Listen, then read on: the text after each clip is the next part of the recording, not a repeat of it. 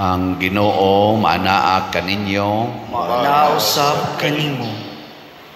Pagbasa gikan sa Santos nga Ebanghelyo sumala ni Mateo. Himayaon ikaw o Ginoo. Unya mibiya sa Jesus sa mga tao ug misulod sa balay. Ang iyang mga tinun-an miduol kaniya ug miingon, sultihi kami sa kahulugan sa sambingay mahitungod sa mga sagbot sa uma. Si Jesus mitubag, ang tao nga nagpugas sa maayong binhi mao ang anak sa tao. Ang uma mao ang kalibutan. Ang maayong binhi mao ang mga tao nga sakop sa gingharian. Ang mga sagbot mao ang mga tao nga sakop sa yawa, ug ang kaaway nga nagsabod sa mga sagbot mao ang yawa. Ang pagpangani mao ang katapusan sa kalibutan, ug ang mangangani mao ang mga anghel. Maingon nga ang mga sagbot hipuson og sunogon, mao usab kini ang mahitabo sa katapusan sa kalibutan. Ang anak sa tao magsugo sa iyang mga anghel sa paghipos gikan sa iyang gingharian sa tanan nga maoy nakaangin sa mga tao sa pagpakasala. Ingon man ang tanan nga nagbuhat og dautan, og itambog sila ngadto sa hudno nga nagdilaab, diin maghilak sila og magkagot sa ilang ngipon. Unya ang katawhan sa Dios mudanag sama sa adlaw didto sa gingharian sa ilang amahan. Busa pamati kun may dalunggan kamo. Ang Ebanghelyo sa Ginoo. Dayon ikaw o Kristo.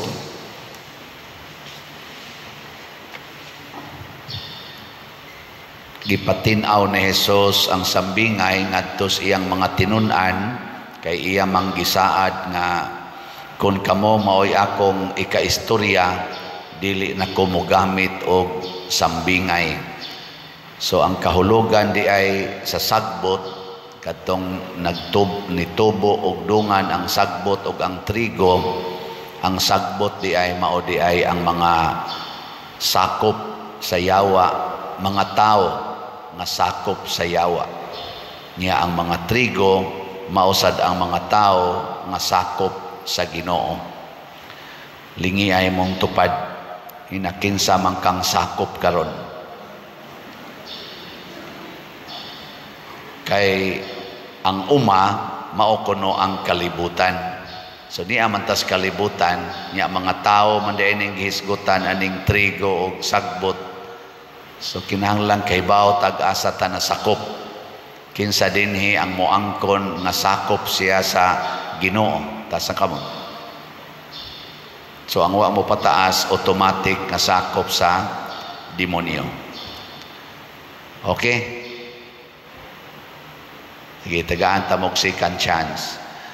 Kinsa dinhi ang moangkon nga ako pader sakop ko sa Ginoo, ta sa kamot. Napag-jutay nga wa moangkon. Sige lang, okay lang sa no. Nakaron unsaon na to pagsiguro nga sakop ta sa Ginoo.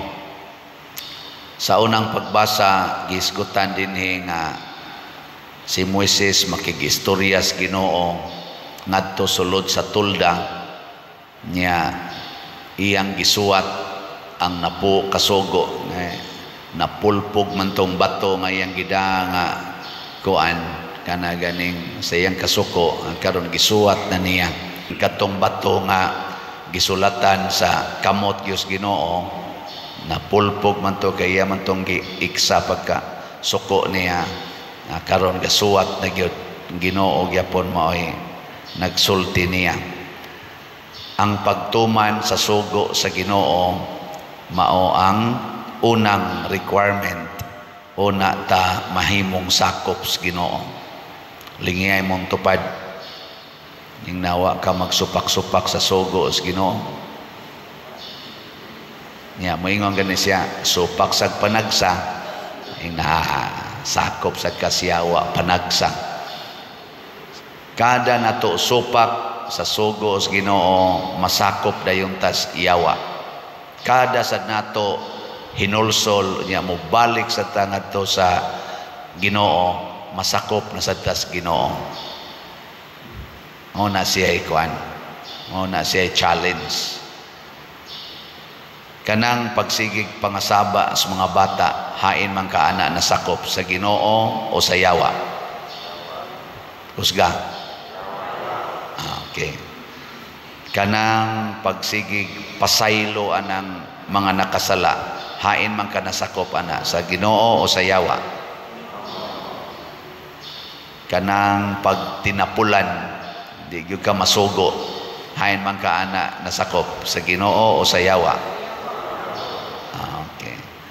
Kanang adik ay ka ng cellphone o computer games, mga TikTok o guban pa, hain man ka ana nasakop? Yawa. Kanang bakakon kay ka, hain man ka ana nasakop? Yawa. Kanang musulti gyud kas tinuod, bahala nagpatyon, hain man ka ana nasakop? Karon hain man mo nasakop? Be honest. Oh, salamat. Pero ang overall na judgment mao kini para nako, masakop ta sa gingharian sa Ginoo basta dumta nato ang sala. Kana bang ang imong kontrahon mao ang sala? Kanusa sa ta masakop sa yawa kung atong higugmaon ang sala? Labi na gyud atong dipinsahan ang sala. Kanang pagpuyo-puyo, sala na dili? Nya, way nagpuyo-puyo dias inyo. Wa?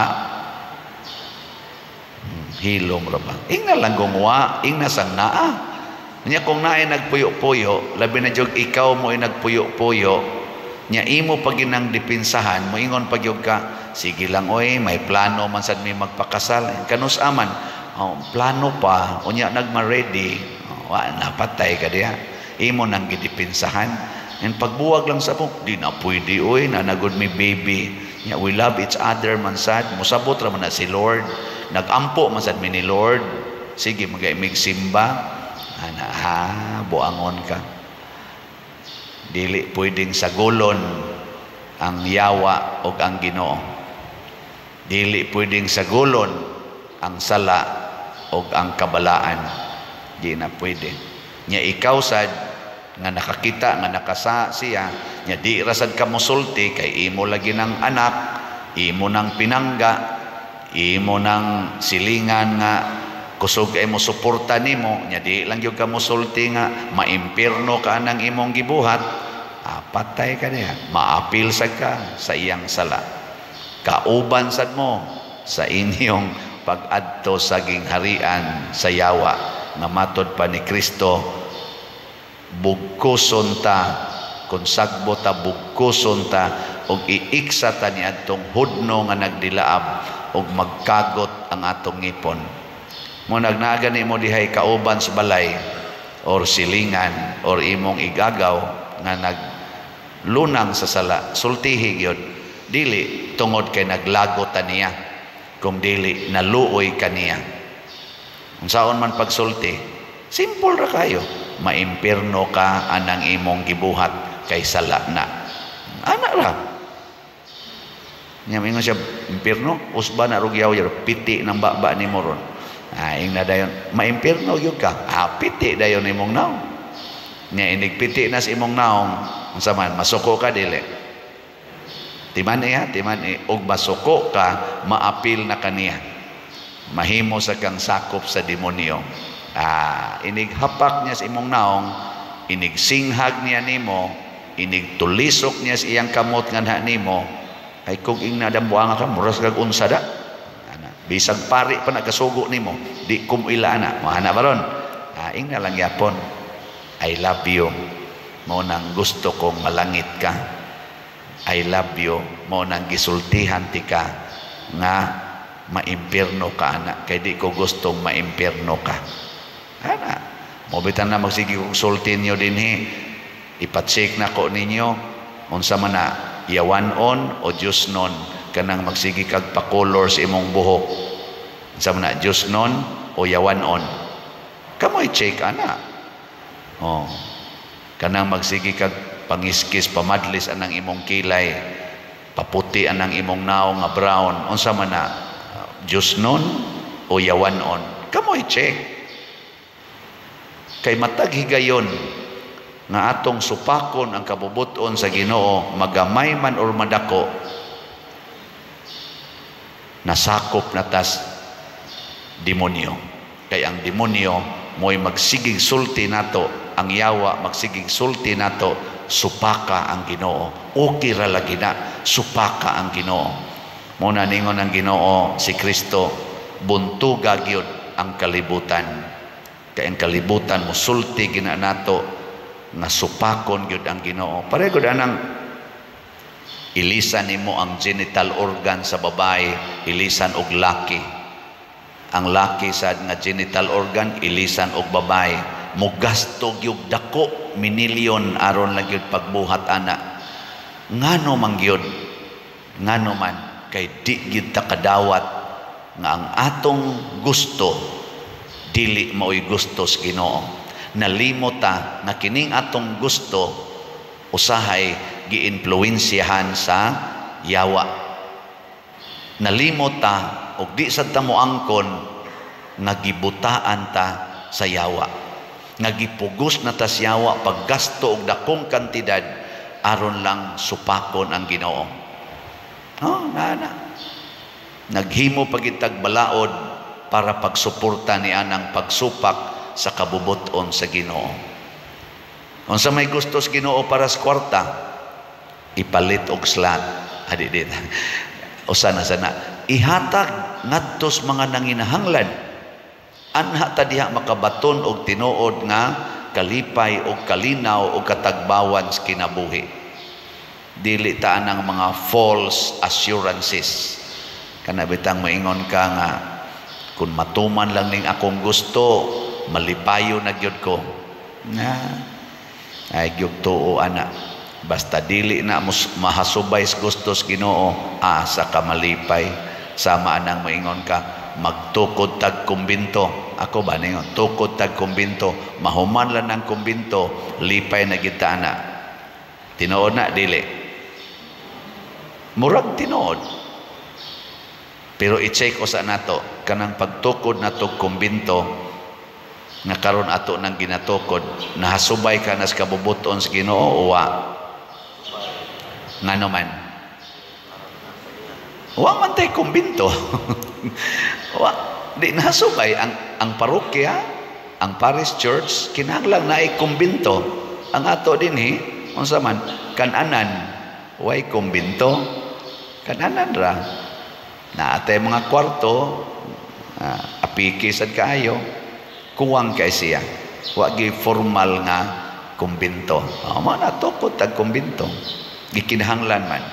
Na sa tay facility nga social hall. Diha niya nang maong kumbinto kay kinahanglan man tag lugar diin magkatigom ang daghan-daghan nga mga tao. Pulos gikinahanglan para sa pagpalambo sa atong pagtuo.